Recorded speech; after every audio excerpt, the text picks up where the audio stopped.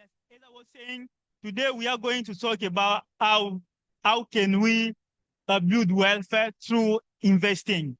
But we'll focus on two main areas, which is how to save, how to invest, and how can we maximize our 401k.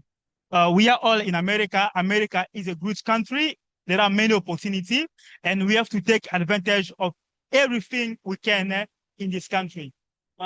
And the seminar will be very participative. Everyone is welcome to contribute and to ask questions at any time. And who am I? I am Brother Gaznav Lutumba, member of the Redeemed Christian Church of God, Chapel of Glory. You will see I put investor. Yes, I have been investing for a long time, and I also studied economics. Last year, as I was telling someone last year, if I can give a little bit a background, for example, last year, I do invest, my wife and I invested. Last year, our portfolio, a portfolio is basically a set of all of your investments. Our portfolio had a return of almost 85%. That's huge. So if I were a hedge fund manager right now, all of those billionaire and multi-millionaire will be calling me to start managing their money. So this is my next step. My next step will be I'm thinking about getting all the security license. Maybe I can become a hedge fund manager. uh, so, uh,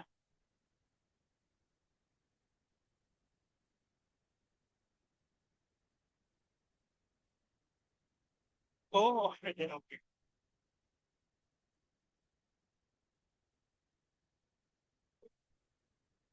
This was working great.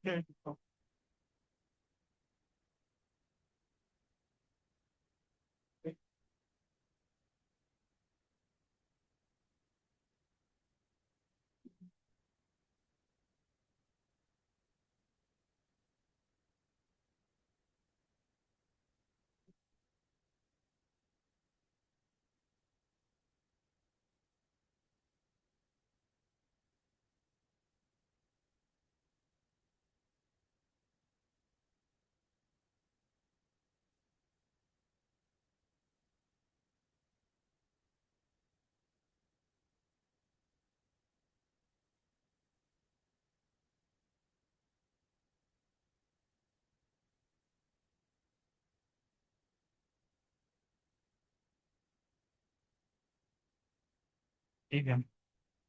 Mm. Yes. Why do we invest? What's the reason why we invest? There is something we call inflections. Inflation is an economic term. Inflation is basically how prices are increasing every year. For example, last year, at the end of November, no, yeah, at the end of November, the inflation rate was 2.7%, which means on average, prices in the USA are increasing by 2.7%.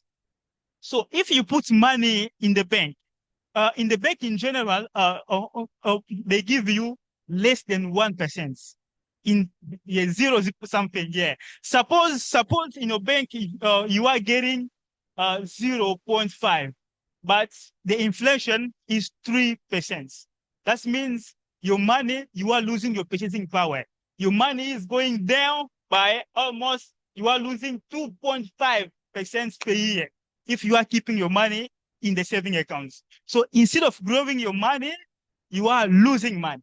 So in order to outpace the inflation, we have to invest. Invest means you are putting your money in assets that grow faster than inflation. Yeah. So um, and the inflation, one of the consequences of inflation is that it will reduce your purchasing power. Right now, for those who follow politics, there is one way that has become famous, affordability. people are crying affordability. Life is becoming unaffordable. We have economic crisis in America. This is the way that has become famous. And life become affordable when prices go up. And the inflation, many people don't know it. Inflation is a tax. In economics, we say inflation is a tax because when the government prints a lot of money, when the government injects a lot of money into the economy, it creates inflation. Let me go back to 2022. Oh, no, let's go back to 2021. We had COVID. After COVID, the government injected a lot of money into the economy. They printed so much money and they send people stimulus check. I received stimulus check too. Most of us received stimulus check. A part of the stimulus check, they gave money to many companies. So the Federal Reserve printed so much money to inject into the economy.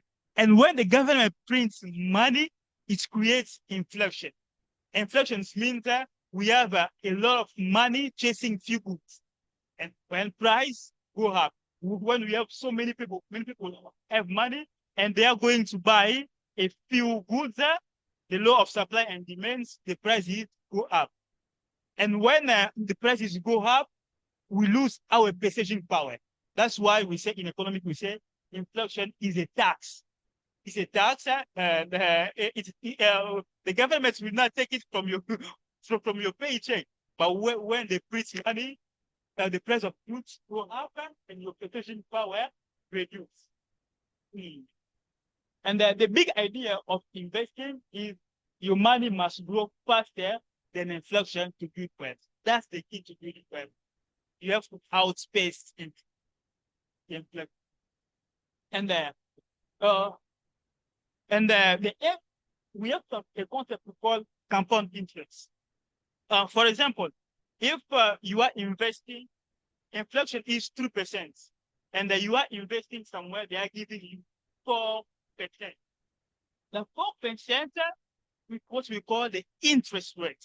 For example, suppose you have $1,000, you are investing it somewhere, they are giving you a return of 7%. Of 7%. And this is the formula we use in financial mathematics to calculate to calculate the final amount. Today, for example, the first year you have 1,000, and they are giving you a return of 7%. At the end of the year, you will have 1,070. And the next year, year two, they are giving you also 7%. So your new money will become 1,700 plus the 7% interest. This is what we call compounding. So you are gaining interest on interest. And that's the magic. That's how people build wealth in America. But the magic of compounded interest. So when we invest money, and with the power of compounder, and with timer, that's how we build wealth. If you are investing even if 1,000 every year, but after many years, with the power of compound interest, your 1,000 will become a lot of money. And you will see also time. Time is very, very important. Time is your superpower. In finance, it doesn't matter how much you are putting. Time is very, very important. So for example, someone who's investing $50 per month and who has been investing for 20 years, and another person who is investing $100 but for 10 years. The person who was investing $50 per year but for 20 years will end up having more money than someone who has been investing more money but in a short period of time. That's why you see there is time square times, because time is very, very important. It's all about time. Yes. The first thing, before you start investing, there are some basic things we need to consider. the first things before you start investing, you have to build an emergency fund. That's very, very, very important. You get your paycheck. For example, if per month you're getting 2,000, that's your paycheck. Before you think about investing, it's better to start building your emergency fund.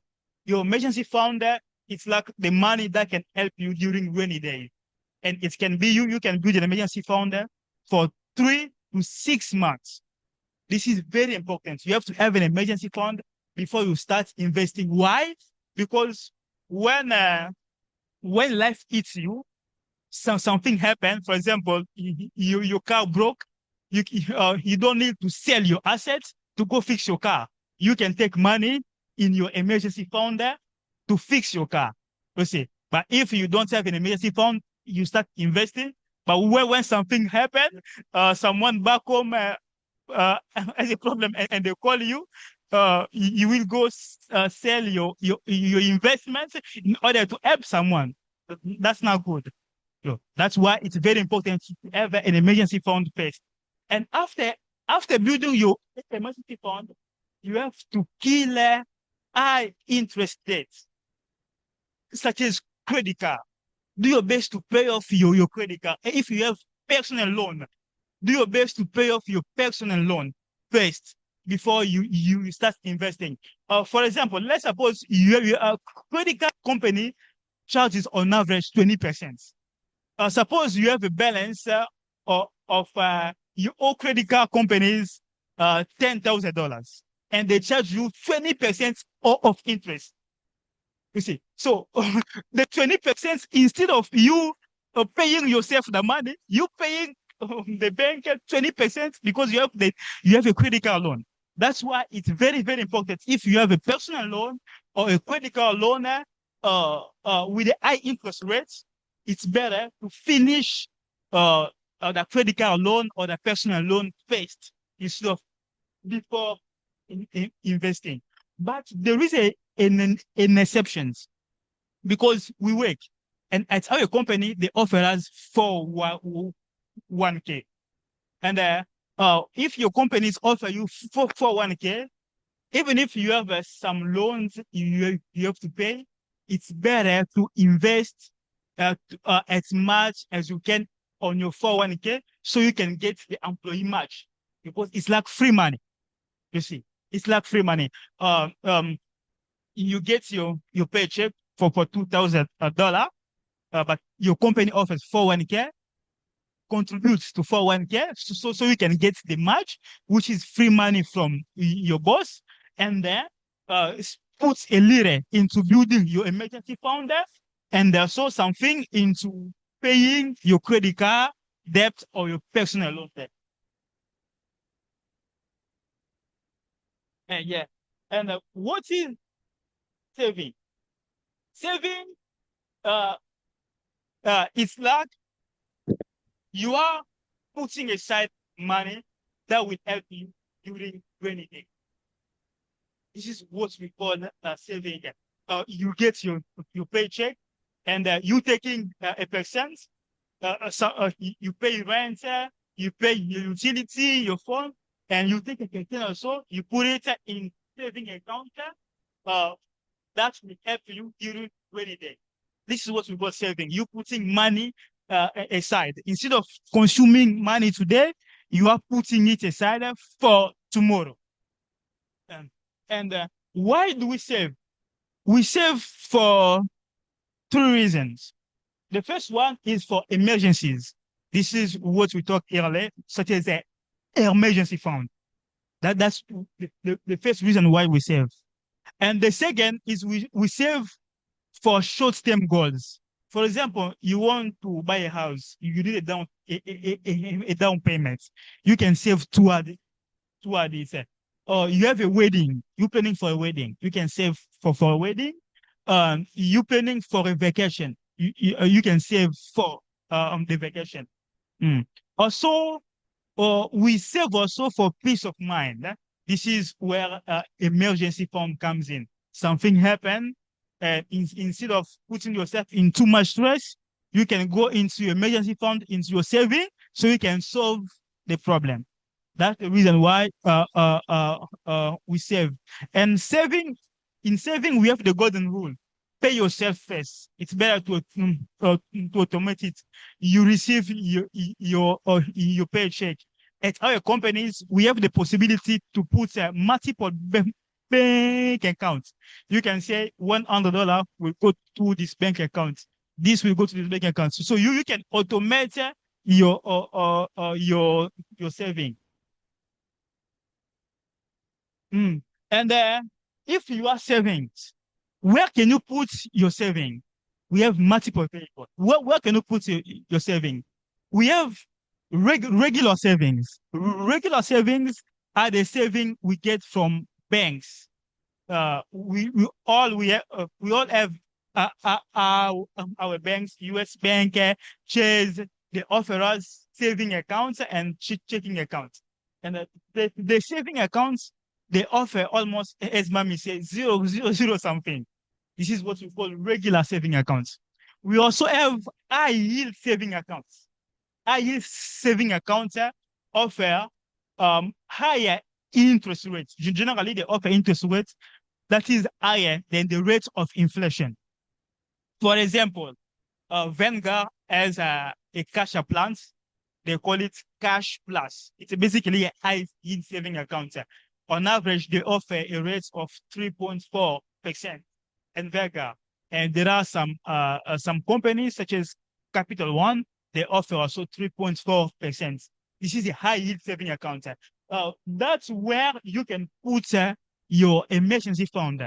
And instead of leaving your saving money in your bank, they are offering almost nothing. You can put it in a high yield saving account where they are giving you more than 3% per year.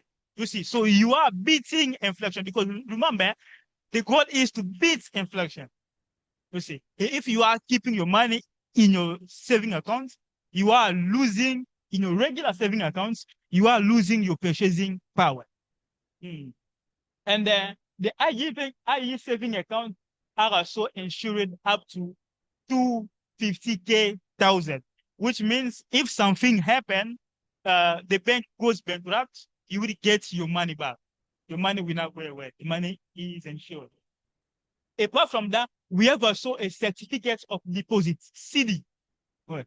You can also open a CD to save your money. The difference between a IE saving account and a CD is that a IE saving account is flexible. You can get your money at any time, any day, anytime you can get your money. But in CD, maybe you say, no, I am opening a CD for 3 months or 6 months. You will get your money after 3 months or 6 months, or you can also get your money early, but they might charge you some penalty. But a high yield saving account is flexible. You get your money anytime, whenever you want. Mm. And saving versus investing. What's the difference between saving and investing? Saving is for short-term goals, and investing is for long-term goals. For short-term goals, you can save for down payments, buy a house. You can save for a wedding, for a vacation, or for anything you want. But investing is for long-term, such as your retirement, your kids' education. You see, and the saving has low risk. For example, a CD or a high yield saving account there, they offer low risk, almost zero risk, almost zero, but they have a lower return also. High yield saving accounts, on average, they give a 3.5. So they're giving you a lower return compared to an investment account, but it offers a low return and low risk. And you can access your saving at any time. For investments, investing is for long-term wealth building. For example, you have a project, you will need money after 5 years, after 10 years, for your retirement, for your child's education. That's where investing comes. And investing has some risk also, has some risk, and investing also has a higher return. For example, a high saving account offer on average 3.5, but the S&P 500 in the stock market, an average return over the last 10 years is 10%. You see, 3.5, 10%.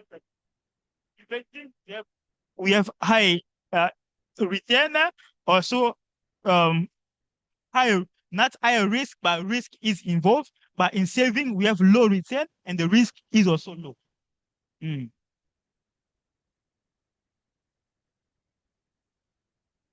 And yes, this is saving is like, when you park your car is sitting there. It is not going anywhere. Yeah, this is what we call saving, because you're not getting a higher return. But in investing, you planting something and it will grow over time. Mm. And what is investing basically? Investing basically is putting money into assets that grow all the time. You put money into assets that grow over time. What is an asset? An asset is anything that generates cash flow or anything that generates a return. This is what we call an asset. And we have many type of investment.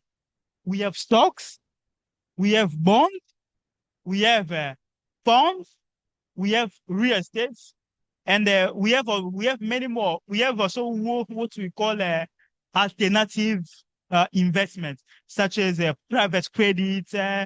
Yeah, we have a lot of them. But generally, these are the common investments that most people use in America. A stock. What is stock? A stock is a ownership in company. For example, we all drink Coca-Cola. If you buy a stock of Coca-Cola, you become a owner of Coca-Cola. You're getting a slice of ownership into Coca-Cola.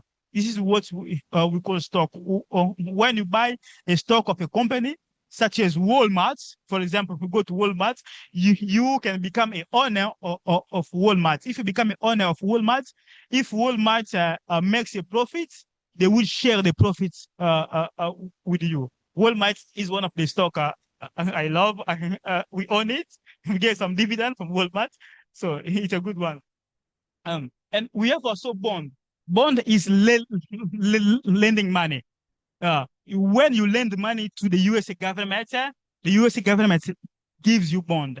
If you lend money to companies, they give you also bond. It's a type of investment, and with bond, they pay you fixed interest. It might be every month. It must be every 6 months or every 3 months. Mm. And now bond is becoming very popular because many people want to have a cash flow coming in every month. And if you look at many financial companies, they are creating products that people can buy and they can send you money every single month. And we have also funds. Funds is just a bundle of many assets. For example, uh, if you love music, for example, if you love music, if you want to, if we put all music companies together, we can call them fund. Yeah. So it's a bundle, a set of many assets. This is what we call fund. And in fund, we have two type of fund. Yeah. We have mutual fund. I can put it here. In fund, we have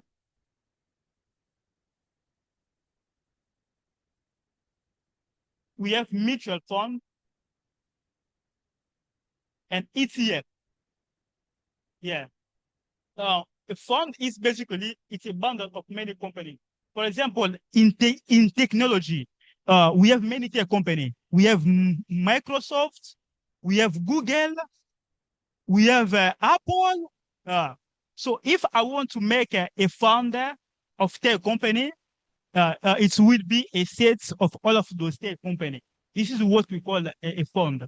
A fund. It's a bundle of many assets, and we have two types. They can be mutual fund and ETF. The difference between mutual fund and ETF is that a mutual fund is priced, or it is traded as the end of the day when the market closes. The market closes at 4 p.m. When the markets close, that's when of they trade a mutual fund, they price a mutual fund. But ETF is you can trade ETF just like stock anytime. Yeah, these are the two type of fund that we have. And if you go at Vanguard, you will see the same fund they can offer you as a mutual fund and as an ETF. For mutual fund, for example, if you go, you look for VOO on Vanguard, VOO on Vanguard, they will ask you if you want to get it as an admiral fund, which means mutual fund, or as an ETF. As admiral fund, they tell you you need to give a minimum of 3,000. But as an ETF, for $1, you can start. Mm. And we also have real estate. Real estate is you can own property, or you can own a real estate investment trust. A real estate investment trust is many. For example, yeah, let me. We have many apartment complex. There are companies who take money from investor, and they will use the money to buy property. And when renters are paying money each month, or every quarter, or every year, they will give investor money. So if you want to invest in real estate, but you don't want to manage property, you can invest you can invest in a real estate investment trust. So it's like stock, but for real estate. Mm.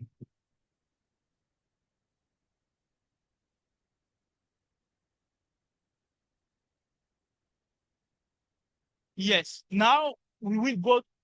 We saw we have a either now that stock, the stock market, because still the stock is the ownership of a company, and a stock is you can buy or sell a stock in the stock market. And what is a stock market? A stock market is a place where investor buy and sell stock, or where investor share ownership of public companies. You can see a stock market. It's like just like Walmart. So the picture is just like Walmart. But in a stock market, we don't sell like physical goods, but we sell ownership of company. This is what a stock market is. And and what is the purpose of a stock market? Companies, the stock market in general has two goals or two purposes. It's for company to raise money to grow, and for us is to build wealth. Uh, Suppose Mommy create a company today, and if you start a company, your company is a private company. You are growing your company, you are doing good, but you say you want to spend. Well, I want to spend. If you want to spend, you have two possibilities to go. You can go look for investor in the private market. This is what we call private equity. Or you can also look for investor in the public market. This is what we call public equity or the stock market. If you want to go look for investor in the private market, they will value your company in the private market. You will invest. For example, me, I can come and say, okay, Mommy, I will give you, I don't know if you watch Shark Tank. Shark Tank. Yeah, yeah. I will come and say, okay, Mommy, I'm giving you 10% to grow your company, but in return, you give me 10% ownership of the company. You see, yes, that's private market. And if you want to grow faster, you need more money. You can go to public market. That's where people become rich. That's where Elon is making all of his money. That's where all of people are making all of their money. You go to public market. And if you want to go public to raise money, there are two steps that are involved. The first, uh, uh, the first step is you create what we call an initial public offering. Uh, you create what we call an initial public offering. If mommy want to raise money, the first thing mommy will do, if mommy wants to go public, mommy will go look for investment banker. And investment banker will do what we call an initial public company. They will look for institutional investors such as Vanguard, BlackRock, JP Morgan Chase, UBS. They will look for all those companies. And those big companies, those institutional investors, will give you money in return of stock, and they will value your company. For example, right now, they are valuing Elon Musk's company's SpaceX. It might go public this year. And according to the estimation, they might value his company for $1 trillion. So which means institutional investor will give Elon Musk's company $1 trillion. In return, Elon Musk will give their shares of the company. And Elon Musk also himself will return a specific stake in the company. And when those institutional investors get the shares, they will go to the secondary market. The secondary market is what we call the stock market. It's where people, you and I, can go buy and sell a stock. Yes, yes. The stock market. Public is divided by two markets. We have the primary market, but in the primary market, most of the time there are big names there who are involved in there, including investors. And when it goes to the secondary market, where we call stock market, it's when you and I can buy and sell stock. And when we are buying stock, we're not buying it from those companies. For example, if you buy a Tesla stock, you are not buying it from Tesla. You are buying it from another investor. You see, because Tesla has already sold the share to other investors in the primary market. Yeah. Mm, mm, yeah. Uh,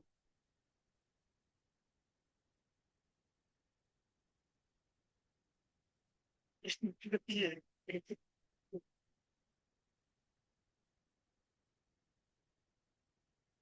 Uh-huh.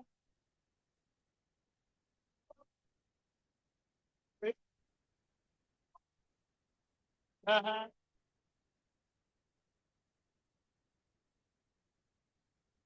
Uh-huh.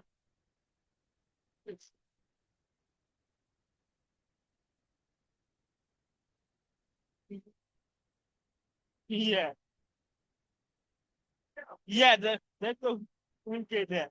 Uh, um, and and how the stock market works is basically what I just explained.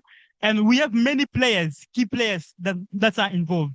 We have companies they issue shares, and we have the exchange. The exchange is where the tradings happen. And in the USA we have two exchange. We have the New York Stock Exchange and we have the Nasdaq. That's where the tradings happen. But you and I, most people, we don't go physically on the New York Stock Exchange or the Nasdaq.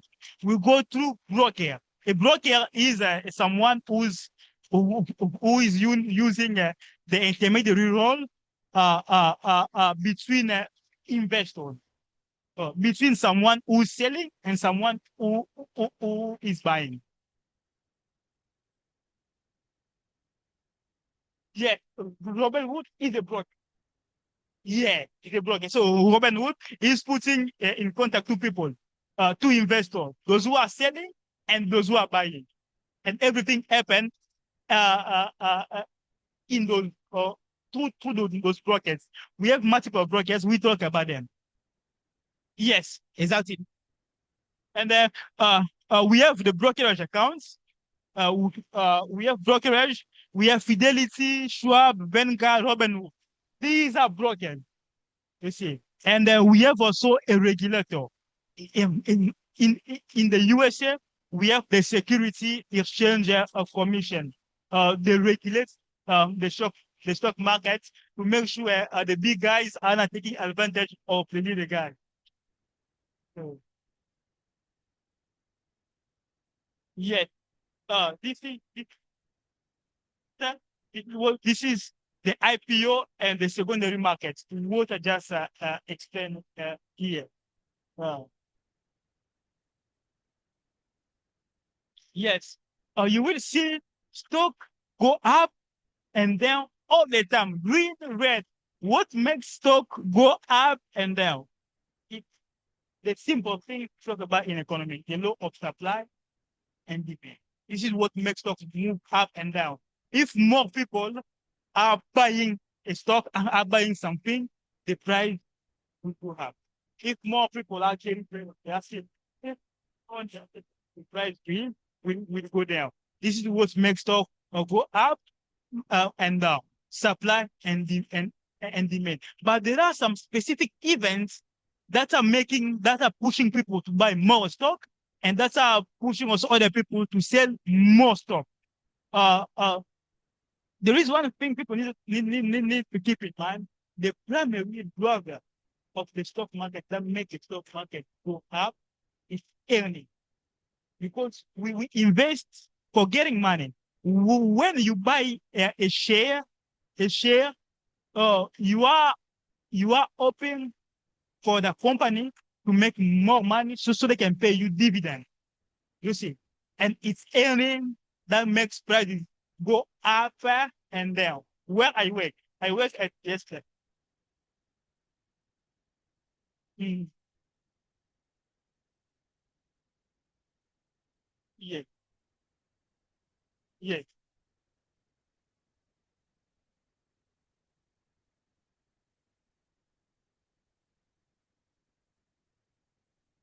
Uh,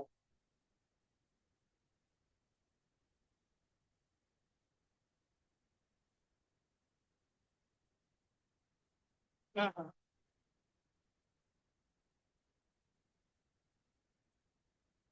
yes, this is we talk about it. This is what we call time horizon. It depends on your goal or on the market. If you are in the market for the long haul, you don't need to sell it when it goes up or when it goes down. But if you need money, you say you need money right away, and then you can start monitoring your accounts so that's when the stock goes up, you can sell. But it's something to avoid. We in investments we don't invite people to check the account everything is up because when it goes up or down you can get some stress for nothing. So if you are not a trader, you don't need to check your Robinhood every single time. But if uh, if you need you buy stock and you say, okay, I am buying this stock, I will need this money after 3 months, and then you need to start monitoring so that when it goes up, if your goal was to make 1,000, if you see that, oh, I have 1,000 to sell and you get out. So you just need to know your goal. If your goal is, I want to make $1,000 this month or in 3 months.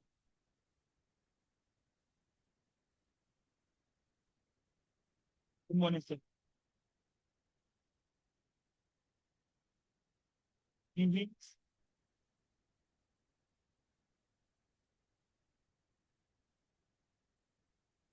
Yeah.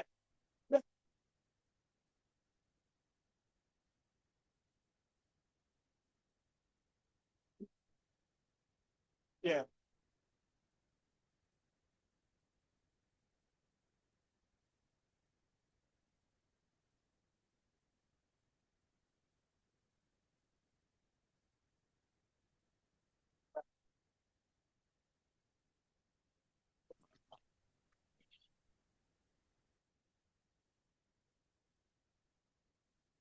Yeah, it went down.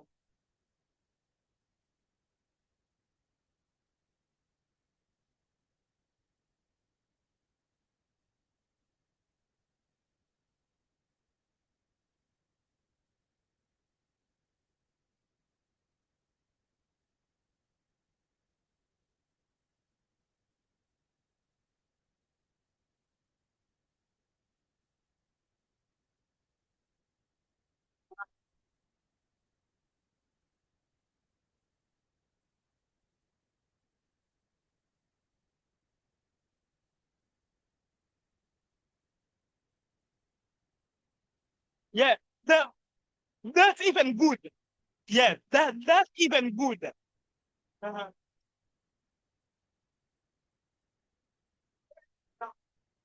That doesn't matter. What is happening? Uh-huh. People are contributing, but we can't hear. That's why I'm asking them to use the microphone. Oh, Yeah, people are saying stuff, but we can't hear because they're not using the microphone. That's why I say they should use the microphone. okay. Mm.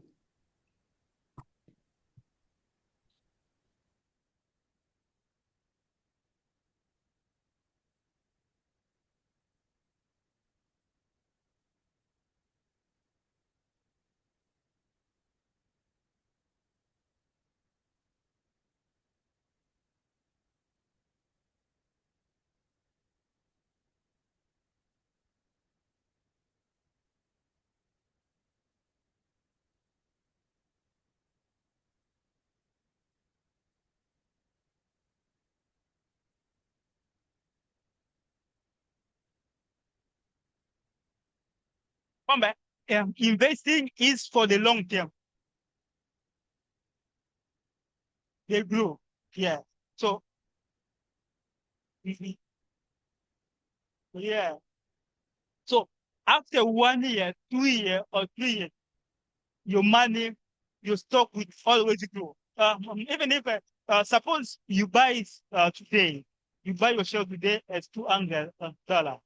Tomorrow it might go down to $100. Uh, but after many months or after some years, it will always be up. Because if you are a trader, you want money in the short term. Yeah, that's when you need to keep monitoring. So that's when it goes up, you said. But if you are an investor, you don't need to worry about it because after 1 year or 2 years, it will always be up and will always make money. Investing is better. Yes. Because trading requires a lot of uh, knowledge. Yeah, yeah. Mhm. Trading, mhm, you have to be better at technical analysis. You have to be better at reading the graph. You have to get good at trading. But if you are an investor, don't need to worry about it because in the long run, companies grow, companies make money, and your stock will always. Yeah. My brother just said now, I put money in Robinhood. I don't have time to check. So is it advisable to just leave it there? Whether it's go down, let it go, if go up, let it, or just sell it and take your money and then and put it in put it in something else that will generate, that you know that's going to generate interest, whether the market fall or rise.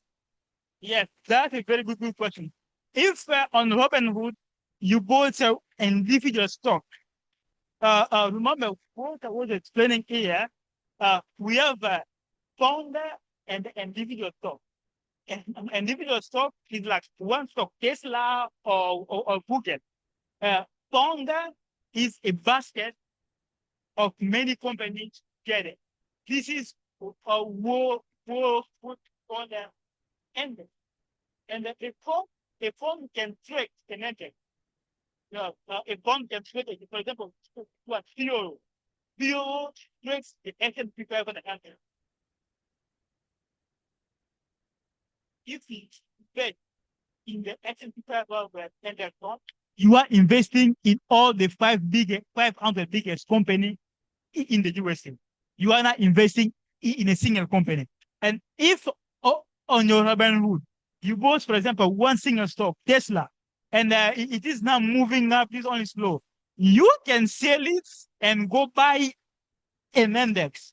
Because if the index is good, if one stock does better, other stock might do better, which in return you will make money. You see, if you are investing in an index or a basket of stock, if you want stock, for example, let's suppose we have Google, Microsoft, and Apple. If Microsoft does better, and let me explain just last year. Last year, Google did very good. Google was up more than 60% last year. But Amazon was up only 6%. Amazon was only up 6%, but Google was up 60%. So if you only bought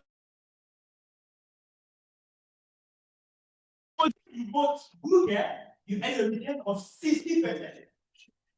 But if you wanted to avoid any of individual stock, you can go buy an index, which Pastor was talking about, such as Vero. Vero is an ETF that trades the S&P 500 index. You see, and last year the S&P 500 index has a return of 17%. You see, so if you only go to Amazon, Amazon will have given you a return of 6%. That's what I. Yeah, but if you bought an index fund, for last year the return was 17%. You see, that's why Warren Buffett, many people know Warren Buffett. Here's one advice for people: don't to avoid index, just invest in index fund because you investing in all the companies. Let me just ask this. Yes, ma'am. Many years in Nigeria, there was a time I bought a share. I don't know it's either First Bank or Coca-Cola. Up to now, I don't know what I said. I don't know whether the stock is there or not. So when you start getting this thing, because when you do a business, you are interested on that today. When you start paying you back as when you buy this things, or just leave it there. Okay, we will go there. That was compounding. Maybe it's yes, this is the next slide. I will answer your question here or on the next slide here. But let's finish it here. We have many factors that make the stock to go up and down. We have the earnings, we have some news, some events. We have also some market sentiment, the sentiment of people who are buying and selling the stock. We also have the economic factor. For example, the rates and the inflections. Let me explain you based on one stock, the company United Health Group. Last year, our stock was doing very good. It was $20 per share. But in April, when the company released the earnings reports, the company told investors this year we will not make our profits will not be a lot because the healthcare costs have increased. And investors were like, what? You will not pay us more money this year? No way. We know we still in the stock. That's why our stock went from $600 to like $200 something. You see, any report, any is very important. And also, after a few days, the Department of Justice released a report that they were investigating our company. When they released the report, some news, they saw went down again. And a few months later, and when the DOJ released another report, they said, no, everything is good. The stock started coming up again. And when we had a new CEO said, okay, we are next year in 2026, we will make more profits because we are increasing our premium. Our stock starts going up again. And when they had the news, Warren Buffett bought many of our company stock, the stock that's going up again. So these are the things that make stock goes up and down. So if you want to be an active trader, you have to follow those events very closely. Me, I do a lot of trading. That's why I build many AI tools that help me trade all the news and find out everything that is going in the market so I can make better decisions. Yes, how to make money in stock. This is what money does. We have two ways of making money in the stock market. Two ways, not more. The first one is price appreciation. If you buy a Tesla, for example, 5%, you bought Tesla, one Tesla was $200. Now Tesla is $400. So Pastor bought it at $200, now it is $400. So there is a price appreciation of almost $200. That's how the first way you make money in the stock market. You buy low and you sell high. We see. For example, the store you bought in Nigeria, if you still have access to your application, if you can open it to see if the price has increased or not. You see, that's the first way you make money in the stock market. Capital gains, price appreciations. And let me talk also about taxes. And if you make you bought a stock at $200 and you sell it at $400, you have a capital gain of $200, and the government is going to tax it at $200 for the capital gain. Yeah. So what do you think about taxes? And the second way to make money in the stock market is dividend. A dividend is a profit that the company shares with all the shareholders. Not all companies pay dividend. For example, for many years, Amazon was not paying dividend. For the profits, Amazon was reinvesting the profits into the company to grow the business. Yeah, but there are many companies have been paying dividend for many years. We call them dividend king. Dividend king, for example, Coca-Cola. Coca-Cola has been paying dividend for so many years. That's why Warren Buffett loves Coca-Cola.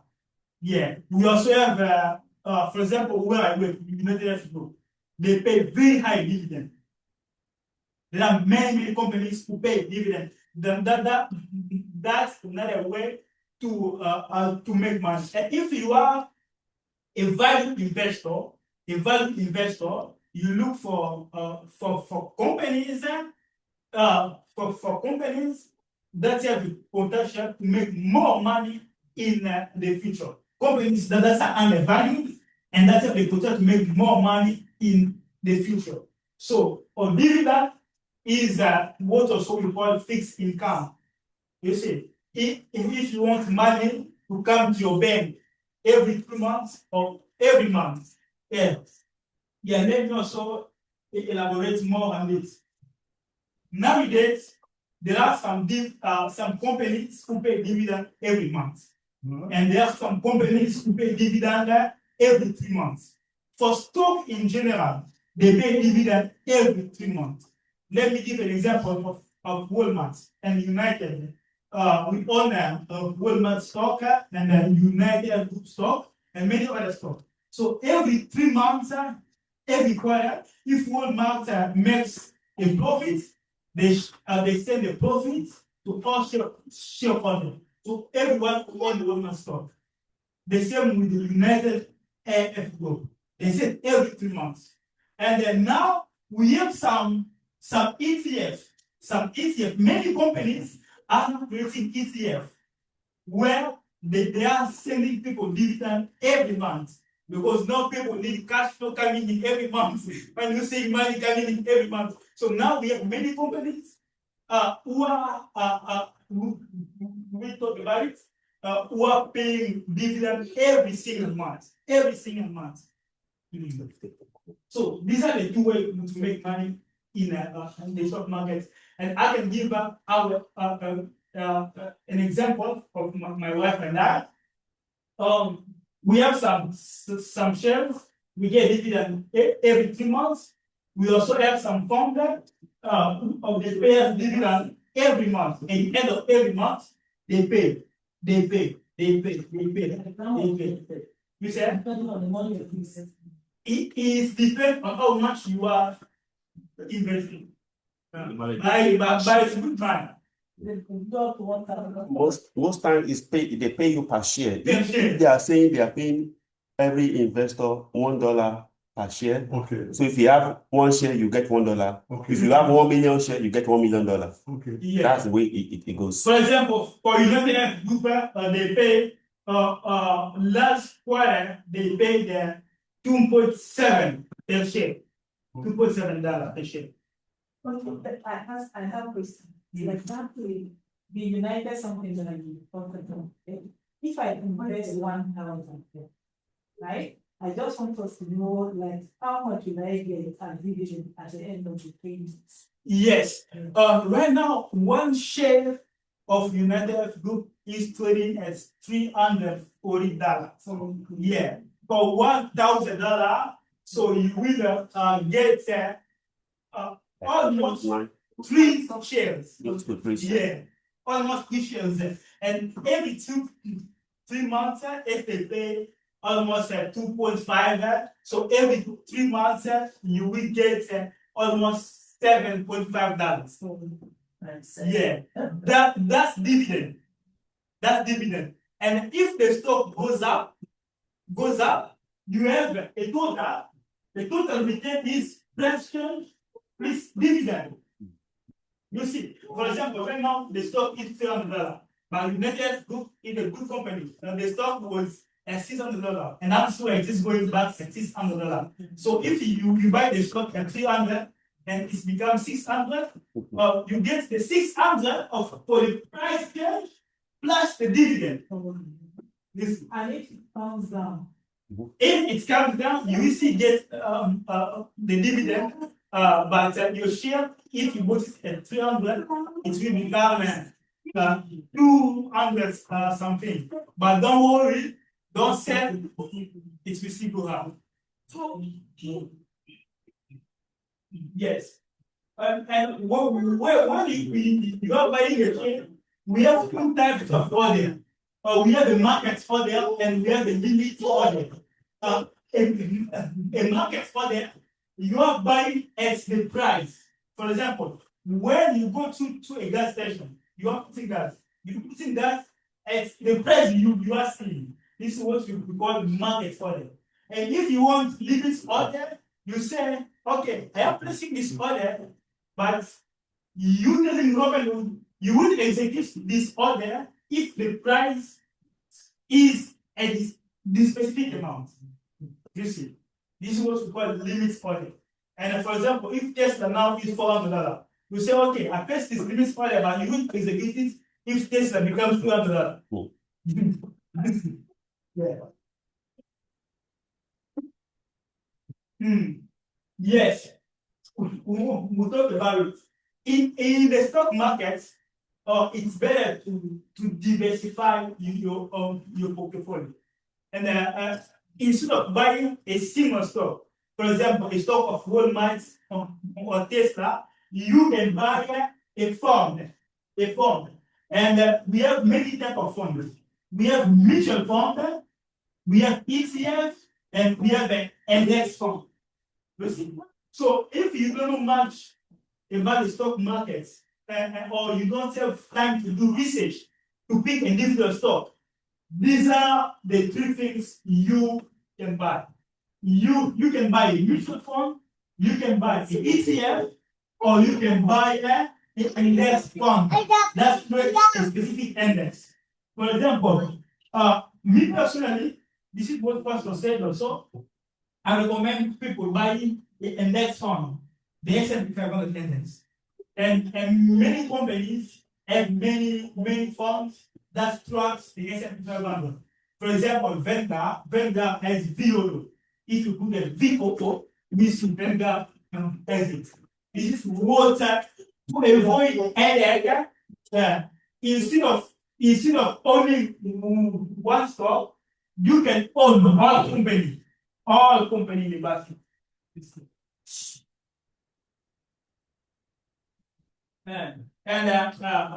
Another type of investment is bond. We talk about stock. Now it's bond. What is bond? Bond is basically you are lending money to the US government or to a company. We lend money either to the US government and to a company. If you're lending money to either a company or the US government, they will pay you interest in return. If you go to the websites of the Treasury Department, and we talk about it also, we have many types of bonds you can get. And for example, there are some bonds, they will pay you interest every 3 months. There are some bonds, they will pay you interest every 6 months. So if you lend the US government money, you go to the websites of the Treasury Department, you buy those bonds, it means you are lending money to the US government and they will pay you interest. Yeah, they can pay you interest every 3 months or every 6 months.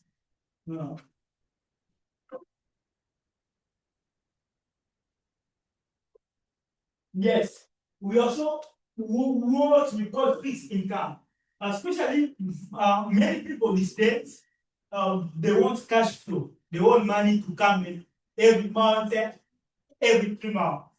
And this is what we call a fixed income. If you need fixed income, you need money to come in every month, every 3 months. These are some of the things you can do. Or you can buy, you can lend money to the US government. And if you lend money to the US government, you can buy treasury bills, you can buy notes, or you can buy also I-bonds. And apart from the US government, you can also lend money to companies. For example, Google, Oracle. Now this is Oracle stock is down. Those who know Oracle, the stock is down. One of the reasons why Oracle stock is down is because they have too much debt. And investors are worried about Oracle. That's why the stock is down. Listen, so if you can, many people have lent money to Oracle for the AI movement. But they are not worried. No, Oracle has too much debt right now. That's why the stock is going down. So, but it still remains a good stock. And apart from corporate, you can also buy ETF. We have some type of ETF. Those are, for example, AGG. If you Google it, it's iShare Bond ETF. So instead of buying individual bond to the US government, you can buy the ETF of bond, and they will be sending you money every single month or every 3 months. Yes, and this is very, very important. When it comes to bond, there is also risk involved. I don't know if you in 2022 or 2023, I don't know if you heard about Silicon Valley Bank. Silicon Valley Bank in California. The bank that went bankrupt. Silicon Valley. The reason why Silicon Valley Bank went bankrupt is because of this rule, critical rule. When the Federal Reserve Bank, if the Federal Reserve Bank raises the interest rate, the price of the bond go up. And what happened in 2023, I think, with the Silicon Valley Bank is Silicon Valley Bank invested, placed its money in bond. And then after we printed so much money, we had inflation. And in order to fight inflation, the central bank, each central bank, including the Federal Reserve, each central bank has two missions.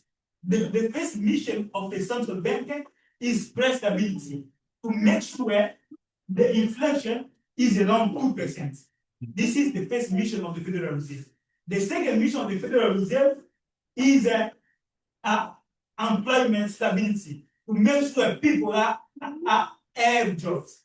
These are the two mandates. We call it the dual mandates.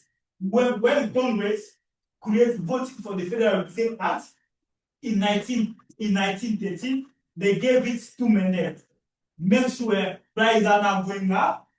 No, make sure the prices are going up by around 2% stability. And also make sure people have jobs. And in order for the Federal Reserve to accomplish its goal, they have some tools they use. And the main tools they use is the interest rates. In 2023, when the inflation was up, it means people have so much money chasing fuel. And the Federal Reserve had to intervene in order to bring prices down. And what they did, they raised interest rates. And when they raise interest rates, it's like they are taking money away from the economy.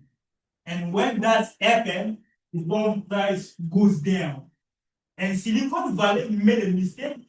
They put all their money in the bond. And when the Fed raised interest rates, the bond price goes and they lost them. They didn't have money so that the customer would access to. That's how they went bankrupt. And when the bond went down, some financial advisor, they call the clients, hey, you have to go to Silicon Valley, get your money, because the bond price are going down. After a few days, they will have problem lending and giving people money. You have to go now. And my advisor tell me a story. I go to mommy. Hey, mommy, you know the bank? They will have to go get your money. No, she wanted to go and she told pastor, hey, go get your money. See, this bank will have problem. And suddenly, many people want to withdraw their money at the same time. And Silicon Valley couldn't answer to the people. That's how they went bankrupt and the bank disappeared. Wow. You see. So that's the problem with bank. That's how the Federal Reserve control the economy. So, for example, right now, people yesterday they gave the employment number. It was very concerning. In December, we created 50,000 jobs. So it's very concerning. And now the Federal Reserve is looking, because in December, they decrease the interest rates because of the labor markets. Many people are having problems for finding jobs. That's why the Federal Reserve is decreasing the interest rates so that companies can access money and invest and expand the business. So yesterday also, they gave us the labor reports. The USA created only 15,000 jobs in December. So, and this is what the market is now looking at. What will the Federal Reserve do? Because they have a meeting coming up soon. Will they keep the interest rate the same, or will they no, it's again, because many people are for them finding jobs. And the market will move based on that. Yes. First time, when it comes to decrease interest rate, will it decrease the price of housing also? Oh, yeah, that's a very good question. it doesn't directly affect the mortgage rate. The mortgage rate is linked to what we call the 10-year treasury. The 10-year treasury. Because when you get mortgage, you get it for 15 years, for 14 years.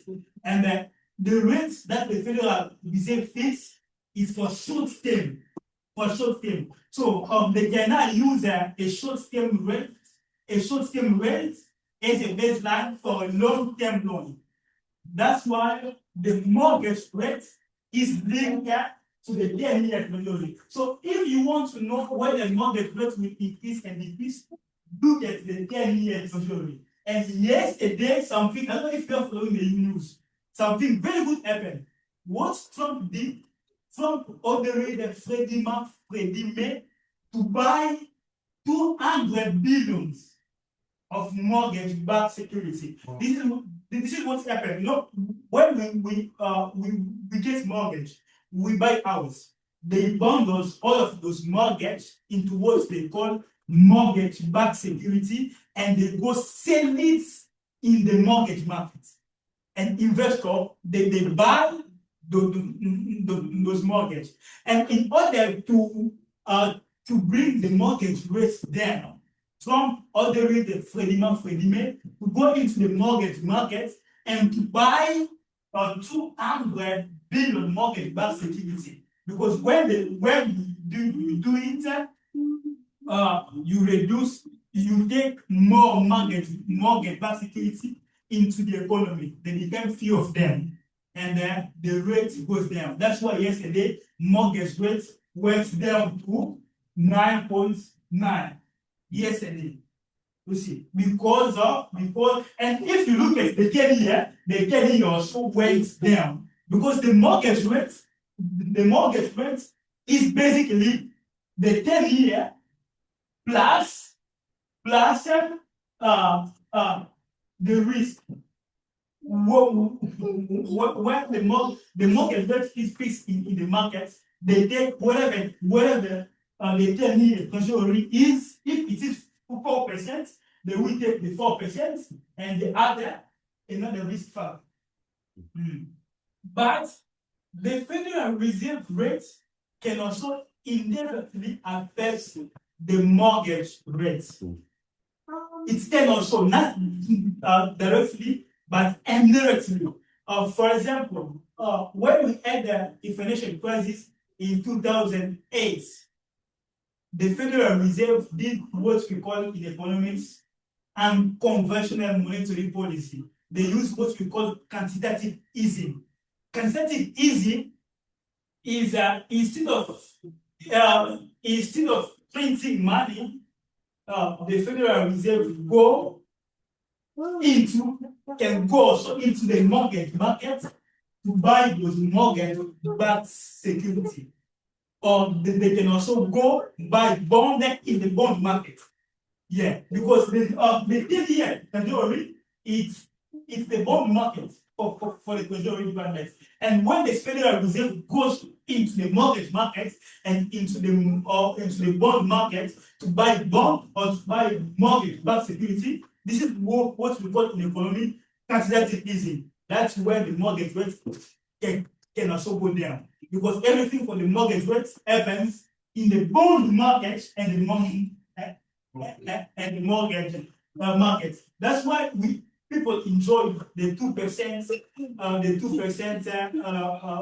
mortgage rate, because for many years the Federal Reserve has been using quantitative easing, and the interest rate for the Federal Reserve was almost zero for quantitative easing. Let's see. So for mortgage, you have to pay first high to the 10-year treasury. But the Federal Reserve also can influence it when they get into the bond market or to the mortgage market for the quantitative easing. Yeah.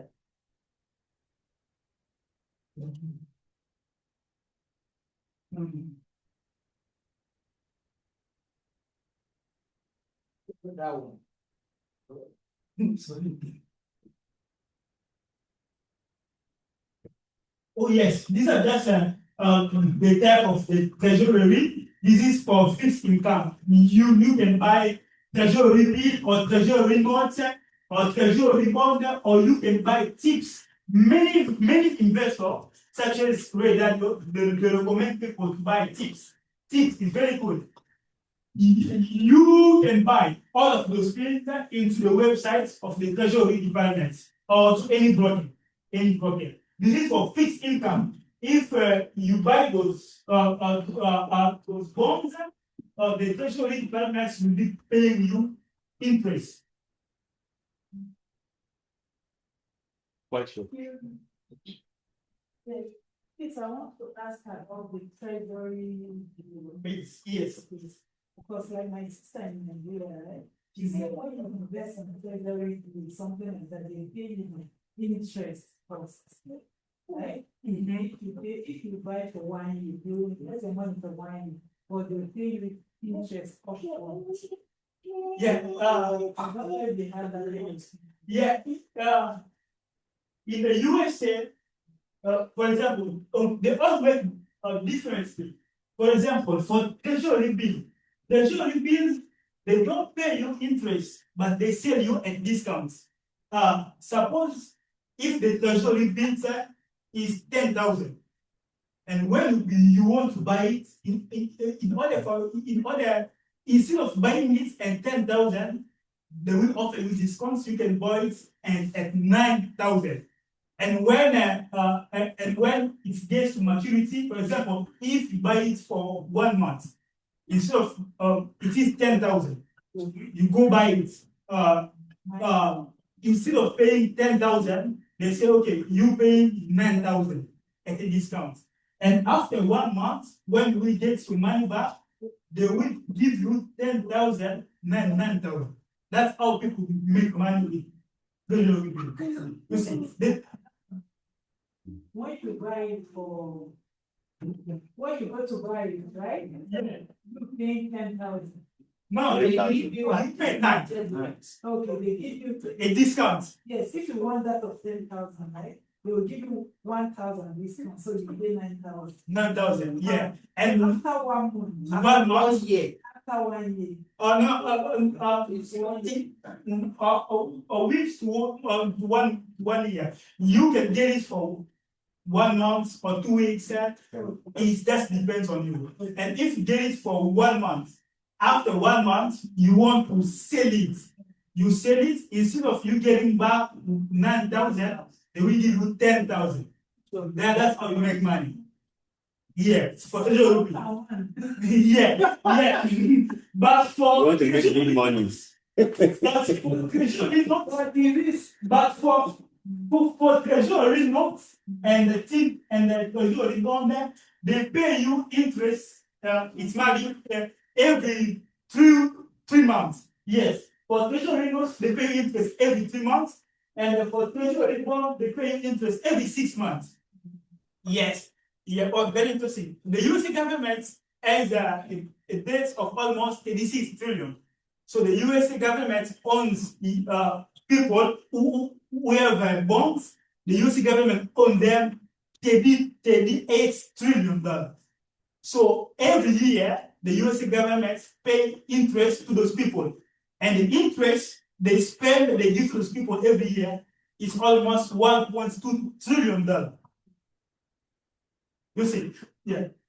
Yeah, so the question I had is the treasury bill, so, I mean, it's not for the impacted, right? I mean, it's for those who have the right treasury bill.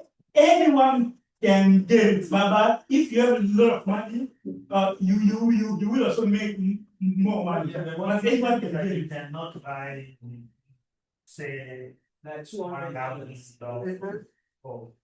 Say $500. Comes in maybe 500. Oh, yeah, you can. If yes, very interesting. Yeah. You can buy them both to the treasury or to the broker. And if you go to the broker, you can buy for any amount. You can buy $20, $50. Yeah, $20. Only that your return rate will be still be Yeah. corresponding. All of those treasury, you can buy them either to the treasury department or to the broker, like a ETF, in form of a ETF. Yes. Okay, my next question, like this treasury bill, right? I'm just a little bit interested in, like, is there a specific time that they give you? That you have to invest for? Yes, it's with up to 1 year. Okay, Yes. 1 year. Yeah, 1 year. These are people who need cash coming every time. You need to feed this cash in the bank account every time. What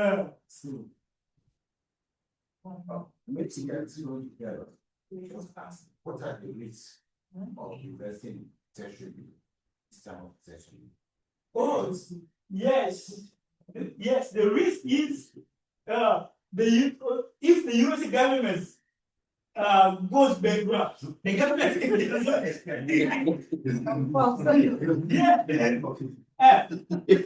you know, yeah, please. The going back of the US is slim, right? Yeah, of course. That's the biggest economy in the whole world, so you cannot go bankrupt. But he's just giving an example that The drops we use it for individuals, but for public finance we use you use the statement. The government cannot answer to its obligation. It happened when the government cannot answer what defaults. Default, yeah, like the government shut down. Yes, the government defaults. Yes, well, if the US government defaults on its obligations, on its loan, for example, right now the US government has a loan of 88 trillion. This is I don't know if you followed the news last year. Moody Analytics did downgrade the US government because Moody Analytics that for individual we have credit score. For governments, they have also a credit score. Yeah. So Moody downgraded the US government from 88 plus to 88 because of our loan. It's 38 trillion. So one day, if the US government wakes up, say, okay, I am defaulting on my obligation because I don't have money to pay you guys. It can default. That's where the risk comes in. So what that means is that they'll be passing a free trust, right? Yes, now you are very right. Because even what that is stock market now, it can come as another something stupid. The market will go down. Yeah. Like you know what's like most stocks will do something stupid. Tesla stock will go down. we go there. So it depends on those key people and also the big investors in the market. Like in 2008, what was the financial market stress in 2008? Lehman Brothers. Lehman Brothers.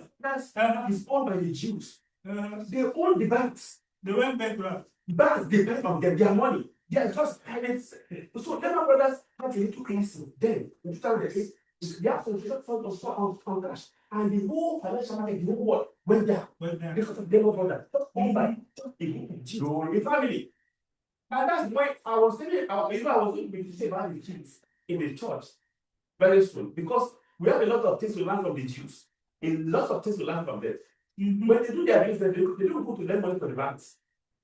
It is a family big thing. They say, brother, I want to do business, bring money. Let's turn this business. This is how we share the money. If the immediate family cannot raise the money, they go to the uncle's extended family. Uncle, we are doing this thing, can you bring money, bring money? That's how they do. They never go to a bank public in their store. It's for Jew stuff is for the Jews. That's why you have this, they have the synagogues. They also operate like the Indians are also copying this, and the Indians, the Jews now. So when you see the Indians, they have don't buy home, the neighborhood, there is a new neighborhood. All of them will buy. Yes. They can 5 homes and buy one house. Yes. At the end of 3 years, the house will have increased. What? They will buy one house, 5 families, they will take one room, each family will be staying in a room with their children. So before you know it, the next 3 years, they will have 5. That's so more. That's how they invest. That's the Jewish style. That's the way they do. You never see a Jew person say, they are doing sales. They are saying, let me go and buy it. And then they are selling. They will never do that. If they don't do something, if you like, sell it $1. Don't need not buy it. They will not buy it. They are very, very meticulous about their spending. So let me not digress. Let's continue. You will not be buying that later. Please teach. Yes, I will. Yes, we take our Just to answer your question. Right now, let's look at the numbers. The USA has a loan of almost 88 trillion. And on this loan every year, the US government pays only on interest 1.2 trillion. And it's basically all the money that IRS is collecting in taxes. All the money that IRS is collecting in taxes, it is going just to pay interest. That's where people are worried about. You see, so if all the money we are paying in taxes is just going for the interest, and if the debt keeps going up, the main coming up, that's the money the government is collecting from taxes will not be able to fund the interest to pay. That's where the big problem is. Yeah. That's why in Congress, last year, many Republicans, such as my guy, we talk very good Senator Rand Paul, he didn't vote for the big beautiful bill. Why? Because of his concern. Because he was asking them to reduce the government spending. If we keep spending more, which means we will keep borrowing money more, and if we don't, if we keep borrowing more, and all the money we get from taxes are paying only interest, they may come down. We not be able. The US government will not be able to pay everyone. And then Secretary Bessent told Congress, oh no, we have a problem. And the strategy that the Trump administration is using, they say, okay, we have to grow the economy as 3%. We have to grow the economy at 3%. If we are growing the economy at least 3% every year, and we grow our productivity, the more money the economy will grow. So we have more money to fund the economy. This is what they are putting the up on. The US economy must keep growing for at least 3%. We can increase our productivity. That's why they are betting on AI. Because now with AI, we can increase our productivity. If we increase our productivity, we become more rich. And then the government can pay its obligations so we cannot default on the debt. But if AI ends up being the bubble, a problem may happen again. So that's why investors are worried about the US debt. Ray Dalio is a founder of Bridgewater Associates. He was in Congress. He just published a book named "Our Countries Go Broke." If you can read it, Ray Dalio. And Congress, he was in Congress, and he told them, he gave them a solution to solve our problem. He told them, if we have to reduce our spending by 3% of GDP. We have to reduce our spending of 3% GDP. And people in Congress, they listened to him, but they told him, we cannot do it because if they want to do it, they have to cut Social Security, and no one will want to cut Social Security. They will have to cut Social Security and Medicare. And politicians don't want to cut Social Security because if they cut Social Security, the party who will cut Social Security and Medicare will lose the election. Yes. So that's where the dilemma is. So to your question, now your question is the question of even being an investor. Because it's the problem, the real problem with the USA economy is facing. Now we are hoping, according to Stan Bessent, we have to grow the economy for at least 3%. But if we don't, the USA might default on the debt. That's why you can even lose money on the bond. If we go back to 1973, the USA, the world was using what we call the gold standard. The gold standard was gold was backing the USA dollar. And one day, President Nixon wakes up in the morning He come on the TV, he said the USA has ended the gold standard, which means gold, USA dollar will not be backed by gold, and many people lost money. So if you add gold, okay, I have my gold there. The fifth of the US dollar is in this gold. But Nixon in 1973, he ended the gold standard. And some people lost money, and when they ended it, they default on the debt. That's for the reason why the US government has some debt, and the solution to default on those debts was to end the gold standard. And Nixon woke up in the morning, he went to TV, he just said, no, we ending the gold standard. So government have their strategies of managing the national debts. Like all of these things that Trump is doing now, that is deporting immigrants, cutting SNAP benefits, cutting aid to most of the United Nations organizations. Statistics. That's what they are trying to cut the debt to make sure that look, all of this money, even the tariff for is because he said, look, this is what sending us more money. And I said that what is having all the country involved, military in the United States. He has a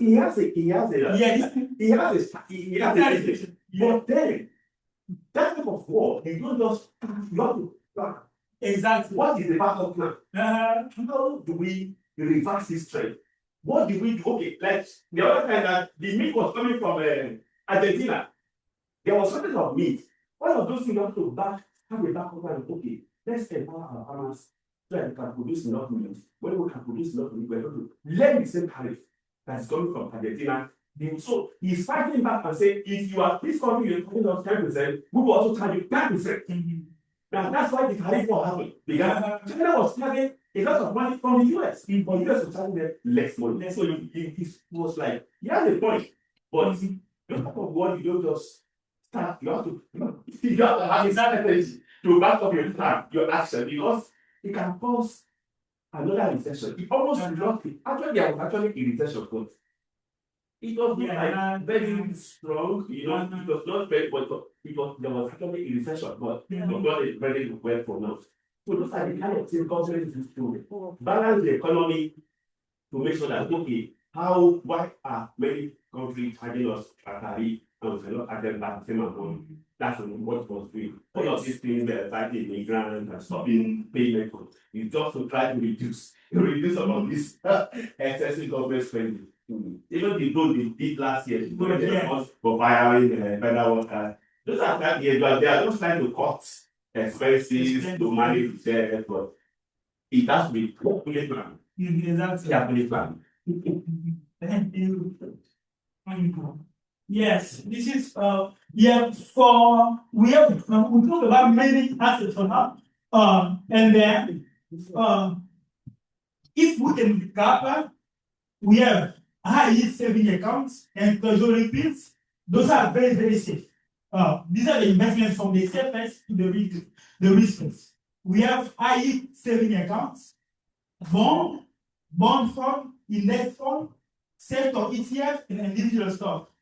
From number 1 to number 4, these are very, very, very safe. Very safe. And from number 6 to number 7, so they are a little bit risky.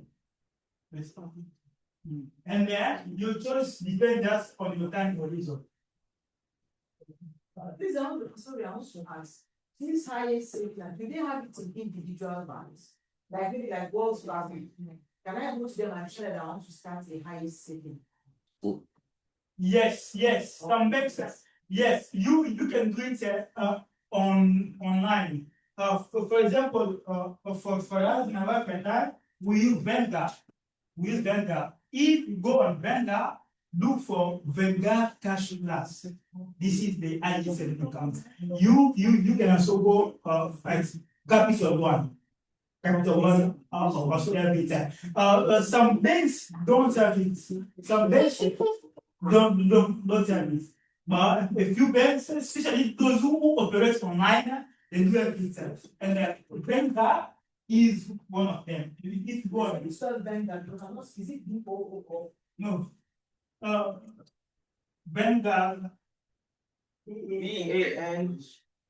Oh, Vanguard. Okay, I said Vanguard. Yeah. If you go there, you look for cash plus accounts.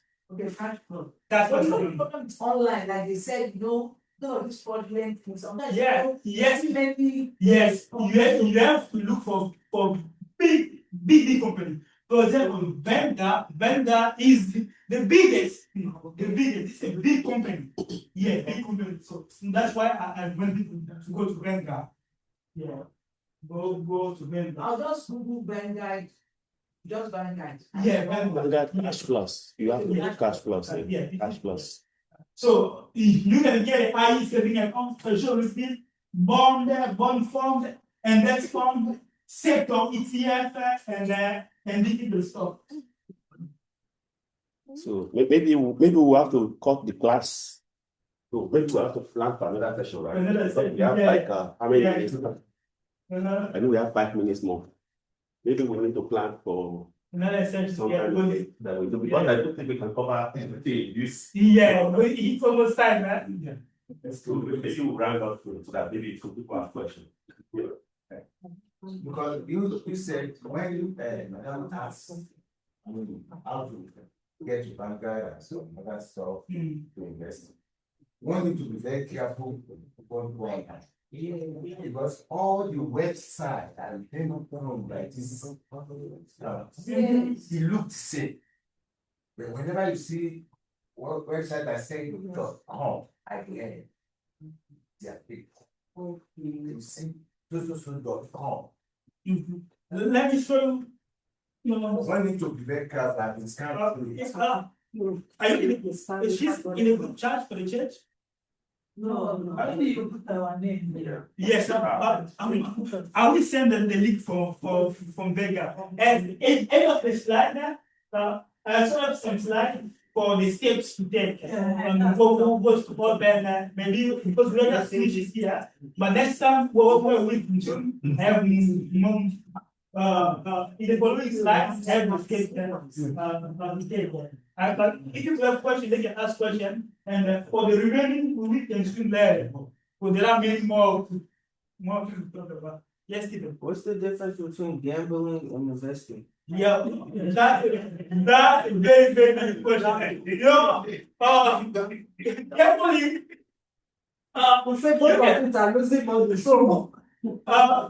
gambling is you are putting your money in some things that doesn't offer value. So you just planning on luck. On luck. I'm putting this money in hope that I will get something. But investing is like a business. You have to analyze the stock like a business. It's something valuable. For example, Walmart. You go to Walmart to buy real food. So if you invest in Walmart, you are investing in real business. But gambling, you just in something that doesn't have a value, but you just hoping it will happen. For example, let me give you I'm coming here. A real example. There is this website, they call it Polymarket. Polymarket, people come to gamble on events, on political events. For example, there was someone made almost $400,000 a few days ago. The guy Trump, they captured Maduro on Saturday. And on Friday, I think the guy had information. On Friday, a person, an anonymous person, they didn't reveal the name of the person. He went on Polymarket, he put KD 2000. He was gambling. He said that Trump was going to arrest Maduro by the end of January. He put KD $1,000. And then if before the end of January, Trump captured Maduro, he was going to make $400,000. And if Trump doesn't capture Maduro, he was going to lose So capturing Maduro doesn't have a real business value. So you just you not like event. You know, and then I think the guy who puts money and information is close to the Trump administration. He had information because you cannot put $82,000 on something like that. And the guy had information, he put it on Saturday, no, on Friday. And on Sunday, Trump he went over there, they captured him and he made 400,000. And I think yes, but he puts the money because he knew some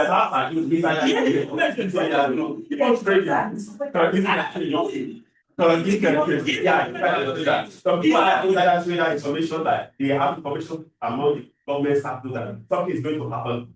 Then they put in one, 2, 3 at a time. Exactly. That's what and it's a crime actually because they can get sued and they can get charged for that because even all this political people they do the same thing. Government they go and sell their shares, then everything will put after they sell. Yes, It goes this way. Day trade and investing. I don't know which one is Day trade is for short term.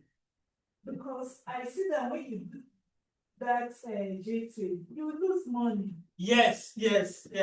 If you want to do day trading, you have to have a lot of experience. You have to be good at technical analysis. You have to be good at option trading, futures. Yeah, because it's very, very risky. That's how people lose money. Because in day trading, you have to be there in front of your screen, monitor the movement, know how to grade all of those graphs. Yes, but investing is for the long term. You can buy something, you can buy stock, and you are going to hold it for 1 month, 2 months, 1 year, 5 years, 10 years. But day trading, you are there. If you say that's how people lose money. People do they trade, most of them lose money because when they trade, they buy what we call options trading. Option is you betting that the stock will go up or the stock will go down. And we have 2 types of options. We have put and call. This is what they traders do to make more money, and they end up losing a lot or so because it's very, very low. But when you are investing, the stock can go down today, but go to sleep, it will come back, go up. Yes, Prof. Yeah, I was just going to, again, talk about the gambling that my brother. Yes, even I think gambling by its nature, even the word, is not a structured risk. It's a game of chance. So that's the danger. Whereas investment, yes, I mean, the risk that is scientific, the probability is very limited. Whereas in the gambling, actually, probability of winning or making profit is less than 0.01. Something like lottery now. This lottery, $1 billion. Gamble, the probability that you are losing is higher. So this is why gambling is now something that anyone who is reasonable from one point of view should even think about.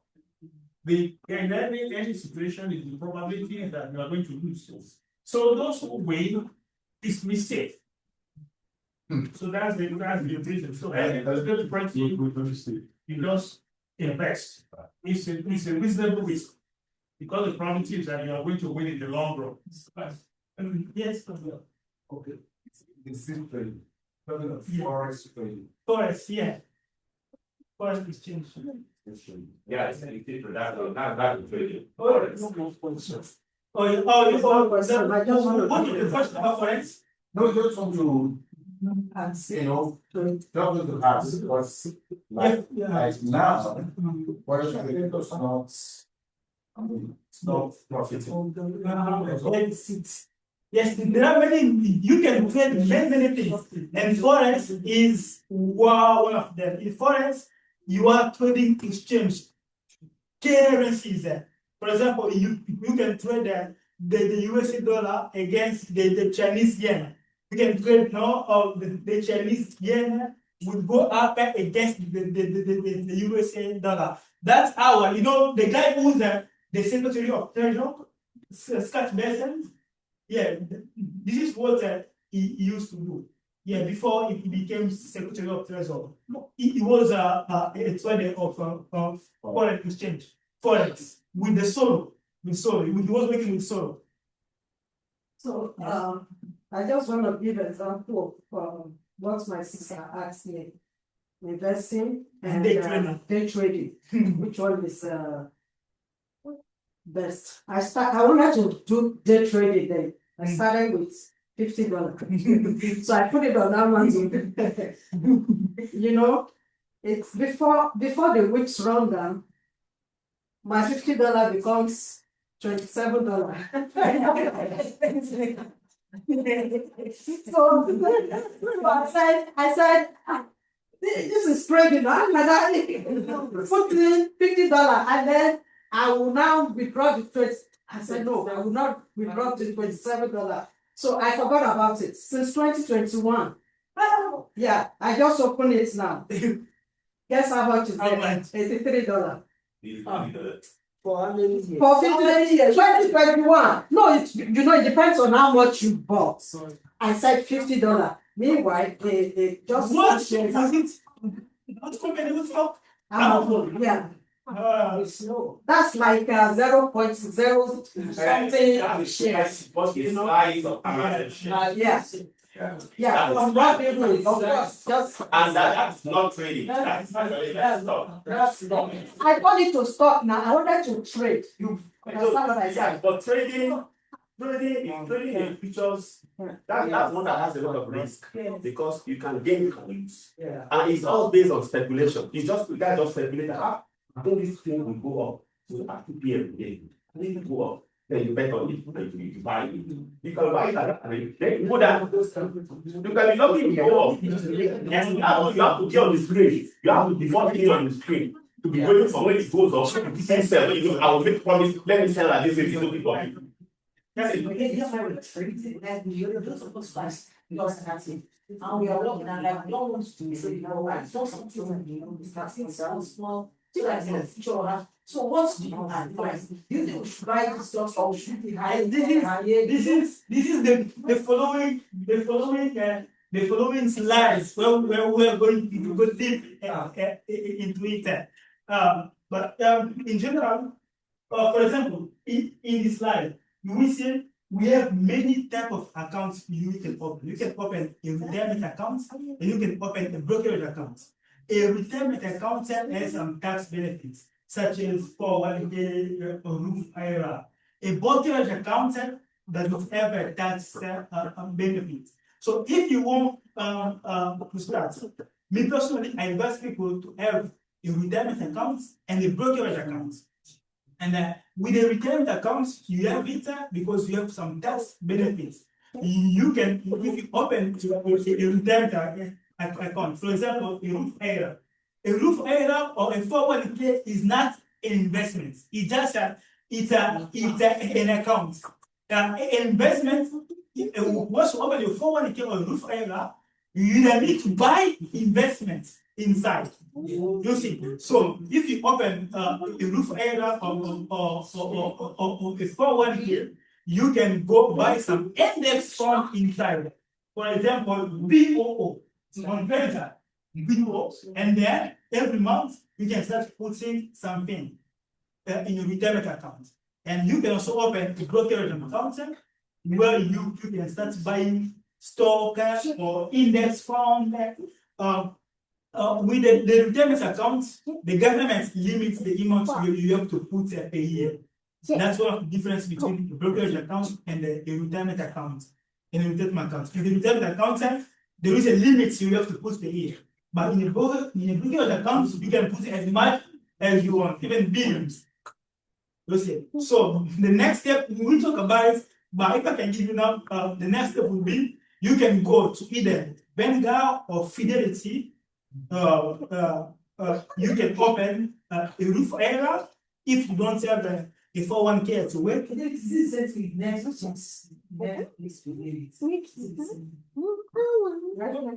No. Netflix is another company. You just look for. The next fidelity, it has to be attached to. I think you're talking about net benefit. Yes, I think net benefit. Yes, Fidelity has two apps or two applications. One is the net benefit, when you see all of your benefits if you work for a company. If you work for a company and you have a 401k, yes, you have 401k, you will see all of your benefits in the app they call net benefits. And then they also have a brokerage account. Yeah, Fidelity. Yeah, you go there, you can open either a retirement account or a brokerage account. And if you open it, my advice would be to buy an index account. Bingo. You can buy it every month. And if also you want to buy a stock, I tell people buy stock of the company you use a lot. For example, Walmart, Google. You have every time on Google to look for stuff. You go to Amazon. You go to Walmart. You see, these are buy stock of the company. If you want to buy Walmart, how does one get to? You just go to the app. Yes, you go to Fidelity. You open a brokerage account, and you buy it. You place an order. Yeah, you place an order. You first you look for Walmart inside. If you look for Walmart, you will see they will tell you buy, sell. If you are buying, you click buy. If you click buy, they will tell you you want to place a market order or a limit order. You can choose market order. Use market order, and then you buy. But you have to link it to your bank account. But you said you are advising us that we shouldn't go to individual, that we should that there's no Yes. That's the deal. Yeah, that's the deal. Because picking a different stock requires a lot of time. Me, I do own a lot of and different stock. I also own an index. I'm also an individual stocker because I take a lot of time to analyze the companies, to do research. But many people call me to ask me some individual stocks to buy, and I have a spreadsheet of everything I own. If someone asks me, I give them access to my spreadsheet that tells all the individual stock I own. I give them. But many people call me, hey, guys, no, I have some money. I want to invest in. Do you have any recommendation? Any suggestion? I tell them, I say, it's an hour investment. But I know things I pick are very, very good. Okay, thank you.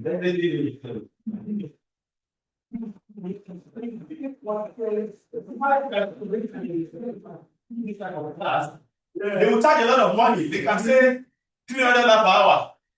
So maybe our people should be paying $300 now because it's a member of the church. Yeah, that's true. But so it's for us to benefit. Now, just to round up some of the questions you will ask. So to open this type of account, first of all, you have to go through brokerage, like what you say, Vanguard or Fidelity or Charles Schwab. All of them, they are like Robinhood, they are brokerage. So you first of all open an account with any of those ones. When you open an account, you have to fund the account. And funding the account means when you open the account, let's say with Robinhood or Vanguard or Fidelity, anyone you save account, they'll get all your details, then your account open. Then you have a way to fund the account. So you have to link either your account or mail them the check or something. Check will take maybe about 7 days to 10 days. Maybe you go to link your bank account, you say maybe 2 to 3 days. You have to now transfer money from the bank account. That's a project account. So it's the money you now have in that project account. You can now use to buy anything you want to buy. Inside the app, you want to buy one, buy Apple or Tesla, you now start your phone game. So you can buy and sell. You can never buy. Based on the money you have. So I didn't give them any instructions. The money stays with them. Yeah, you don't grow, but you don't grow. You just have money there. So you grow the money when you start. Actually, that's why you have when you don't. You are just putting it for nothing. And if you use the money on your bill, you don't use it for you. So if you just make up your mind, okay, this is what I want to buy. Maybe it's Walmart or Apple or Tesla, anything you want to buy. Now the good thing with about them is that you don't have to buy it like Apple that is about 400 something per share. You don't have $400, you have $50 to invest, right? Transfer that $50 there. This is in your account. From there you now look for the like or some of this index fund. You can buy the price of the index fund. It's like even the Bitcoin. And the Bitcoin is about maybe $65,000. It's $1,000. But you can buy this side of it for $20. You drop by 0.007. So it's based on how much you have, you can use to invest in any of those. You can buy more. Yeah, you can buy more than one based on the money you want to invest. Yeah. And you will see it there. Like in Nigeria, we have something like ARM. ARM, I just need to like just like this mutual fund. And so like I don't like they tell me that I should just bring my money and now people want to trade it. There's a lot of things like that too. There are banks like wealth management, there are like Chase, Wells Fargo, they have wealth management. The Wells Fargo has it. Yeah, Wells Fargo has it, so that people do FTS, FW. There are some wealth management organizations that's their job. They are just wealth management, or they just give them, this is the amount I want to invest. They will not advise you, put it there, they will manage it for you.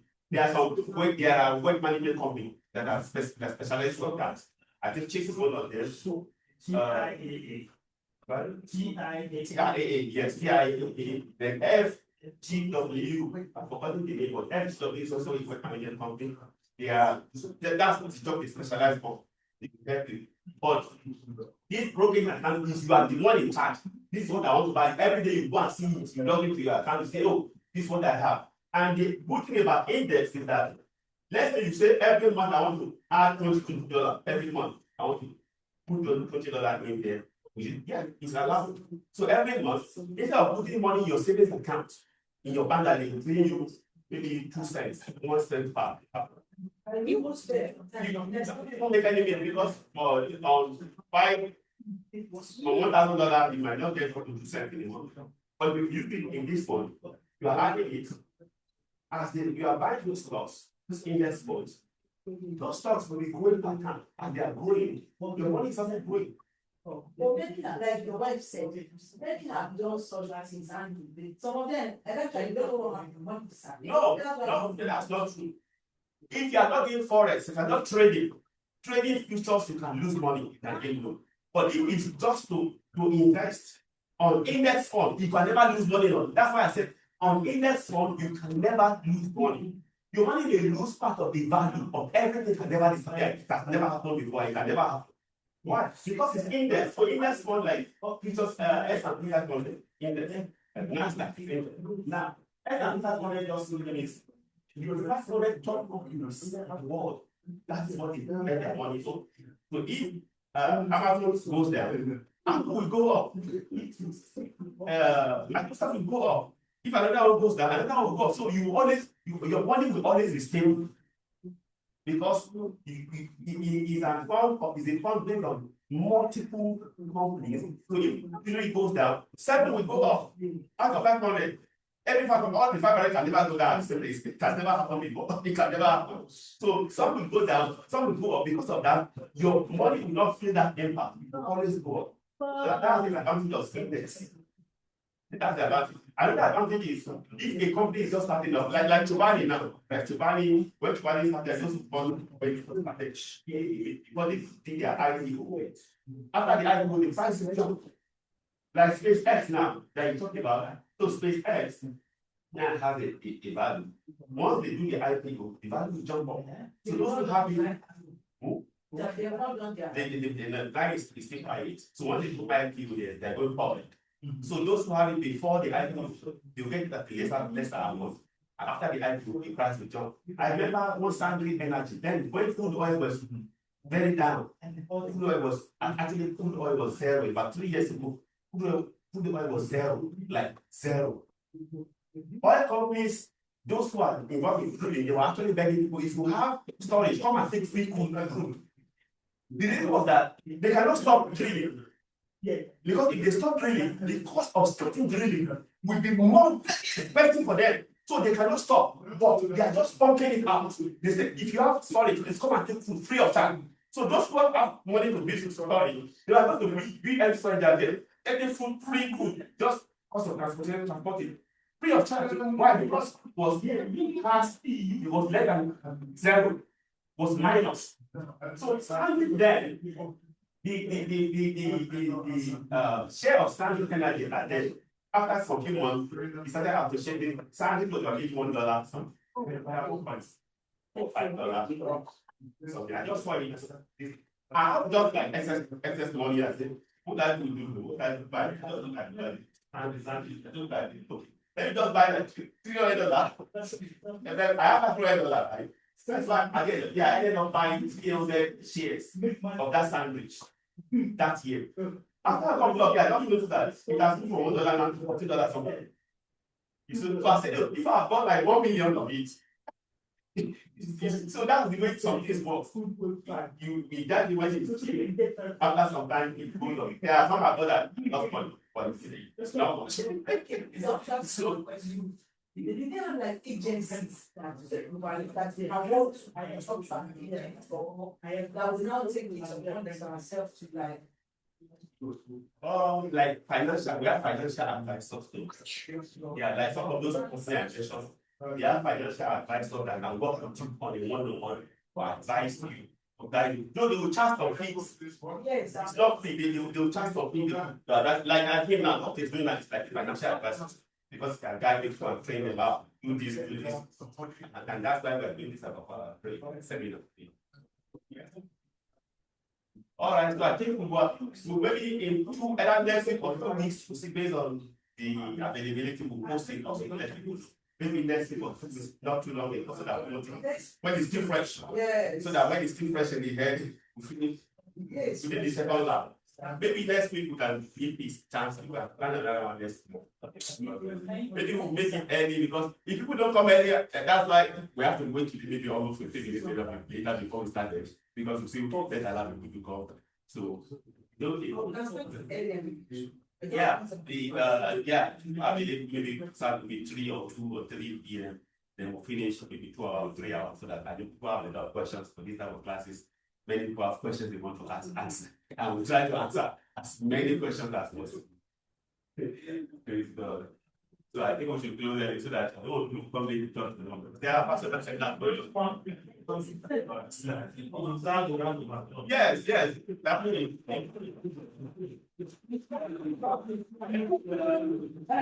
I would show us the slide. Okay, the chart, right? Yeah. Okay, we'll add them. Those one and have access to. All right, so what you have is invite somebody, don't come alone. Subject you. Thank you.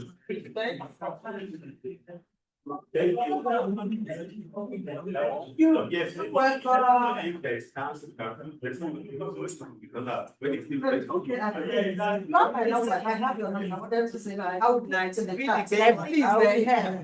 Just so that you said better information. Yes, right.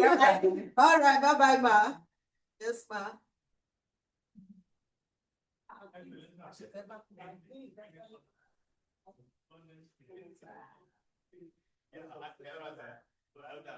Actually, I plan to do some of those teaching that I was talking about because we really have a lot of things to manage, like those issues, lot of things to do. So, make it more clean. Yeah, everything will be like church. And to be able to send the blessing of sending out.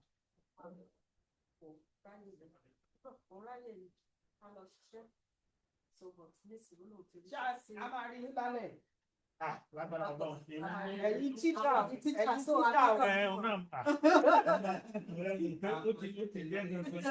Ó ti dẹ́nà bẹ́ẹ̀. Topic is